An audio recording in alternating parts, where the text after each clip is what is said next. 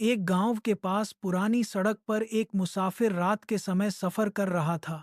चांदनी नहीं थी और सड़क के किनारे पुराने पेड़ों की टहनियां साया डाल रही थीं।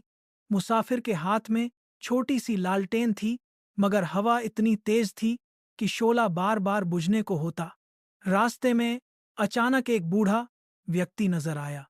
उसने मुसाफिर से कहा, बेटे, यह रास्ता मत अपनाना। आगे घना जंगल है और वहां कोई रोशनी नहीं मिलेगी। मुसाफिर रुका और सोचने लगा, लेकिन फिर उसने कहा, बाबा जी, मैं डरने वालों में से नहीं हूं। मेरा यकीन है कि अगर नीयत साफ हो तो अंधेरा कुछ नहीं बिगाड़ सकता। यह कहकर वह जंगल की तरफ बढ़ गया। जंगल के बीचों बीच जब वह बिल्कुल तन्हा रह गया, तो अचानक उसके सामने एक भेड़िया आ गया। लालटेन की रोशनी में उसकी आंखें चमक रही थीं।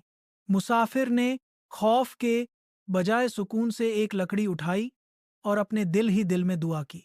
इतने में दूर से कुछ लकड़हारे आ गए। भेड़िया आवाज सुनकर भाग गया। लकड़हारों ने हैरान होकर कहा, तुम अकेले इस अंधेरे में कैसे आ गए?